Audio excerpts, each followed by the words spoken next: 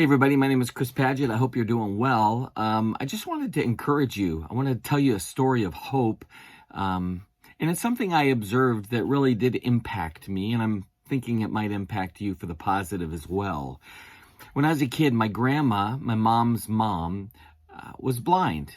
In fact, she never saw me. Her entire life, I only knew her as the blind grandma. And the thing about my grandma was she never complained. Let me rephrase it. She certainly complained about a variety of things, but never once did I hear her complain about being blind. In fact, she was such a trooper and such a force that most people found great encouragement just being around her. It seemed like she lived her life outside of the reality of having a handicap. When I was a kid, I remember she always had a seeing eye dog. The first one that I can recall, his name was Timber. He was a golden retriever, a beautiful dog.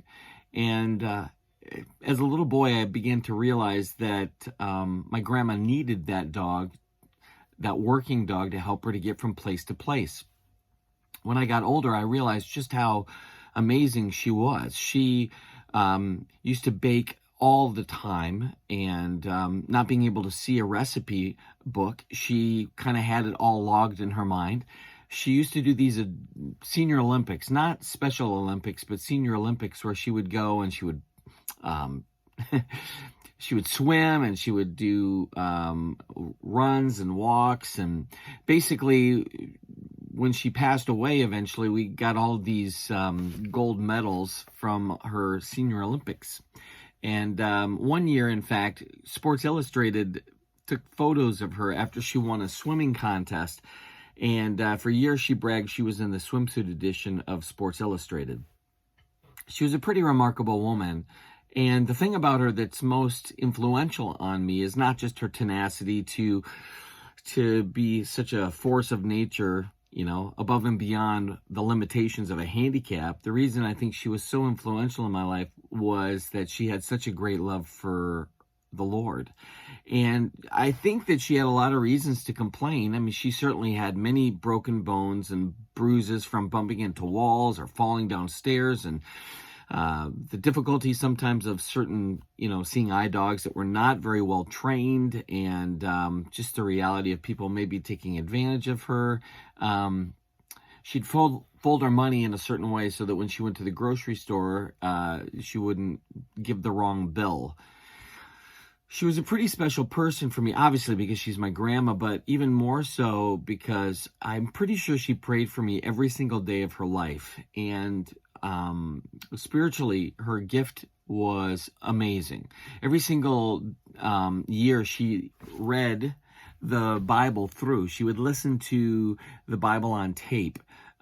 She used to have a Braille watch that I found so fascinating, and then eventually her fingers got not as sensitive, and so she had this digital watch that would speak to her, tell her the time. I watched her and I began to realize that obviously faith was something that wasn't just a byproduct or a condiment of her life. It was the main course, and that faith influenced her to look at life differently, even though her eyesight was so disrupted. She'd had numerous surgeries to try to fix her eyesight, but it was never possible to restore it because the scar tissue began to become too problematic. Ultimately, she was and is and continues to be such a motivation for me and such a big, powerful figure in my faith life, because if she could do it, then I could do it. And we're all faced with obstacles and difficulties, but sometimes I just think it's this willingness to live life amidst that obstacle that makes it so beautiful. Interestingly enough, people are watching and people are influenced by how you handle those difficulties. So I hope this story was hopeful for you. It's certainly something that continues to light a fire in me to be filled with great joy and thanksgiving. God bless you. My name, again, Chris Paget. If you want to find out more, go to Happy Place Homestead on YouTube and check out what we're doing. I think it'll bring a smile to your face. See ya.